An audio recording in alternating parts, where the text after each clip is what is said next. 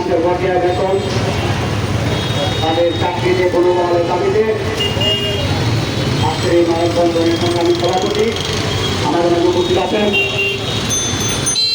গ্রামীণ শ্রমিকদল নারায়ণগঞ্জ জেলার সহসভাপতি আহতাব কবির, আমাদের মাঝে উপস্থিত আছেন গ্রামীণ শ্রমিকদল নারায়ণগঞ্জ জেলার সহসাধারণ সম্পাদক শ্রমিক নেতা গৌরানী সোহাগ, আমাদের মাঝে উপস্থিত আছেন গ্রামীণ শ্রমিকদলের নারায়ণগঞ্জ জেলা কমিটির সংগ্রামী সদস্য আনোয়ার খান সহ আমাদের বক্তব্য যারা শুনছেন, আমাদের সংগঠন গ্রামীণ শ্রমিক ফ্রন্টের পক্ষ থেকে সংগ্রামী অভিনন্দন।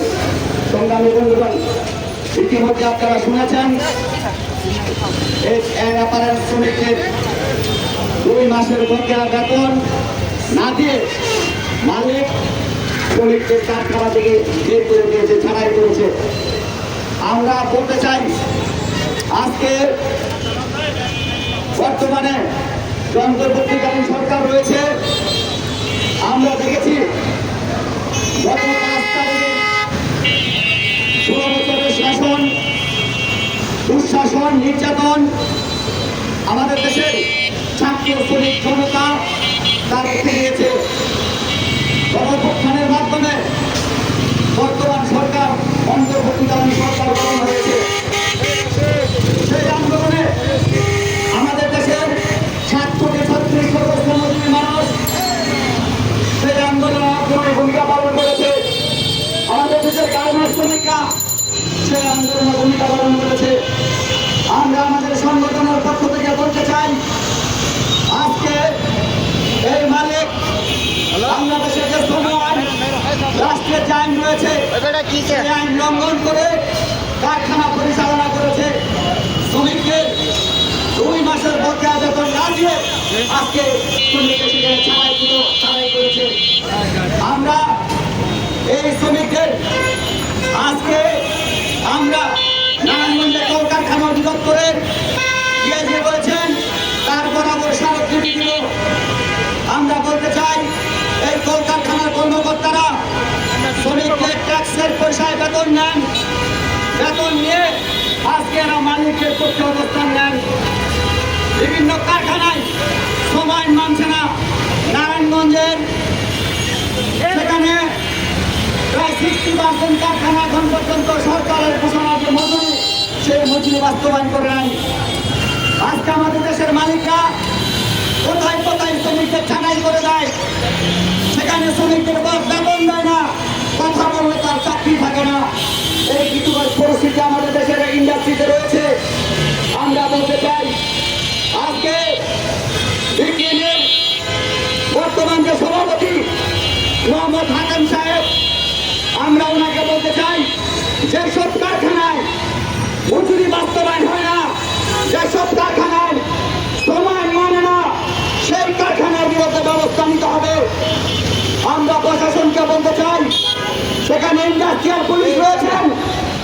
আমরা ইন্ডাস্ট্রিয়াল পুলিশ গঠন হয়েছিল 2010 সালে। সরকার বলেছিলেন ইন্ডাস্ট্রিয়াল পুলিশ শিল্প এবং শ্রমিকের স্বার্থে কাজ করবে, কিন্তু আমরা দেখতে পেলাম আজকে ইন্ডাস্ট্রিয়াল পুলিশ তারা আইনের রক্ষক হয়ে রক্ষকের ভূমিকা পালন করছে। তারা শিল্পের স্বার্থ রক্ষা করছে, শ্রমিকের স্বার্থ রক্ষা করছে না। আজকে তারা মালিকদের স্বার্থ রক্ষা করছে, শ্রমিকদের স্বার্থ রক্ষা করছে না। সম্মানের বন্ধুগণ, আমরা বলতে চাই আজকে আমাদের দেশের যে সরকার, আমরা ইতিমধ্যে আমাদের সংগঠন থেকে বলেছি বর্তমানে যে সময় রয়েছে সেই সময় সংশোধন করে বর্তমান অন্তর্বর্তীকালীন সরকার একটা গণতান্ত্রিক সময়, শ্রমিক বান্ধব সময়, মানবিক সময় তৈরি করবে। সেই প্রত্যাশা আমরা অন্তর্বর্তী সরকারের কাছে আমরা দাবি জানাচ্ছি। সংগ্রামী বন্ধুগণ, আজকে আমাদের দেশের মালিকরা সেখানে যে শ্রমিকদের সময় যাবে বাংলাদেশের অর্থনৈতিক তালিকা শক্তি করছে। আজকে আমাদের দেশের 1971 সালে দুটি গার্মেন্টসের মধ্য দিয়ে বাংলাদেশের পোশাক শিল্পের রপ্তানি শুরু হয়েছিল। আজকে সেই শিল্পে 40 লক্ষ শ্রমিক আজকে কর্মরত রয়েছেন। সংগ্রামী বন্ধুগণ, আমরা বলতে চাই আজকে শ্রমিকরা এই শিল্পকে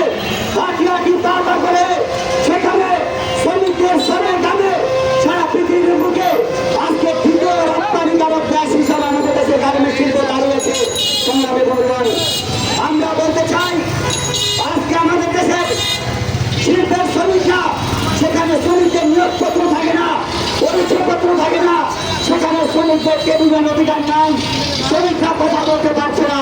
সংগ্রামী বন্ধুগণ, আজকে যেখানে শ্রমিকরা কথা বলে, যেখানে শ্রমিকরা সংগঠিত হয়, শ্রমিকরা তাদের ন্যায় সঙ্গত কথা বলে, সেখানে চাকরি চলে যায়।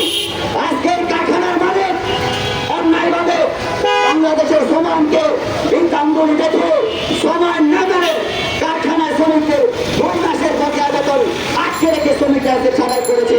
সংগ্রামী বন্ধুগণ, অথচ আমাদের দেশের সময় না দেওয়া রয়েছে 7 কর্মদিবসের মধ্যে বেতন পরিশোধ হবে, শ্রমিকদের আইনগত সমস্ত সুযোগ সুবিধা পাবে। কিন্তু আজকে প্রশাসন কোথায়? আজকে আমরা ইলেকশন পুলিশকে বলবো, সুপ্রিমগঞ্জ অবস্থিত যে কারখানায় তার পাশে আপনাদের অফিস হয়েছে, আমরা ইলেকশন পুলিশে দিয়েছি, ওনাকে উদ্দেশ্য করে বলতে চাই আজকে অবিলম্বে এই মালিকের বিরুদ্ধে ব্যবস্থা নিতে হবে। সংগ্রামী বন্ধুগণ, আজকে আমরা দেখেছি আমাদের দেশে যেখানে আমরা দেখেছি বয়লার বিস্ফোরণে আগুন করে সেখানে অগ্নিকাণ্ড ঘটে, শ্রমিক হাজার হাজার শ্রমিকরা মৃত্যুবরণ করেছে। তার আগে আমরা দেখেছি রানা প্লাজায় সেখানে তান্ত্রিক ভাষণে কিভাবে শ্রমিকদের আগুন লাগিয়ে হত্যা করা হয়েছিল। সংগ্রামী বন্ধুগণ, সেই সময় আমরা বলেছিলাম এই হত্যাকাণ্ডের দায়ে রানা প্লাজার যে মালিক হয়েছে তাকে শাস্তি দিতে হবে। কিন্তু শেখ হাসিনা সরকার সেদিকে না গিয়ে অন্য যে তান্ত্রিকের যে মালিক হয়েছে তাকে পুরস্কার ঘোষণা করেছিল। সংগ্রামী বন্ধুগণ, আমরা অন্তর্বর্তী সরকার আছে, সমন্বয়তা রয়েছে আসিফ মাহমুদ, আমরা বলতে চাই ওনাকে সমান সংশোধন করতে হবে এবং সমস্ত হত্যাকাণ্ডের বিচার করতে হবে। এই গণঅভ্যুত্থানের মধ্যে ছাত্র শ্রমিক জনতা জীবন দিয়েছে, সেখানে জাতীয় সংঘের যে রিপোর্ট রয়েছে সেই রিপোর্ট অনুযায়ী আমরা দেখেছি 8 বছর 19 জন মানুষ গণহত্যা হয়ে জীবন দিয়েছে, সেখানে প্রায় অধিকাংশ শ্রমিকরা রয়েছে।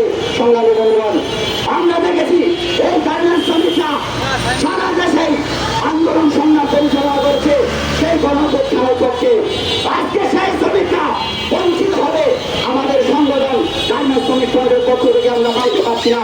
সংগ্রামী বন্ধুগণ, আমরা মাননীয় ডিসি সাহেবকে বলবো এই মালিককে গ্রেপ্তার করে শ্রমিকদের বকেয়া বেতন এবং কারখানা খোলার ব্যবস্থা করতে হবে। প্রয়োজনে মালিকের অস্থাবরতম সম্পত্তি বিক্রি করে শ্রমিকদের বেতন পরিশোধ করতে হবে। সংগ্রামী বন্ধুগণ, তাই আমরা বলতে চাই আজকে এই সরকারের কাছে আমরা দাবি জানাই, যেখানে শ্রমিকদের নির্যাতন হচ্ছে সেখানে এই সরকারের দাঁড়াবে আমরা তো মনে করছি। তার সাথে সাথে বলতে চাই আজকে আমাদের দেশের গার্মেন্টস শ্রমিকরা রাত দিন পরিশ্রম করে আমাদের দেশের শিল্পকে টিকিয়ে রেখেছে। আমরা বলতে চাই এই শ্রমিকরা আমাদের দেশের মালিকরা হাজার হাজার কোটি টাকার মালিক হচ্ছে, এই শ্রমিকদের বঞ্চিত করে। শ্রমিকরা কথা বললে শ্রমিকদের অধিকার থাকে না, শ্রমিকরা কারখানা ট্রেনিং করার সুযোগ নেই। অথচ আমাদের দেশের মালিকরা তারা সংগঠন করছে, তারা বিক্রি করছে, তারা পেশিদাই করছে, তারা সংগঠন করলে সমস্যা হয় না। শ্রমিকরা কারখানায় সংগঠন করলে সংগঠিত হলে চাকরি থাকে না। শ্রমিক নেতারা কথা বললে উস্কানি নেতা বলা হয়, মামলা দেওয়া হয় শ্রমিকদের নামে, সন্ত্রাসীদেরও হামলা করা হয়। সংগ্রামী বন্ধুগণ, আমরা এই সমাবেশ থেকে বলতে চাই অবিলম্বে এই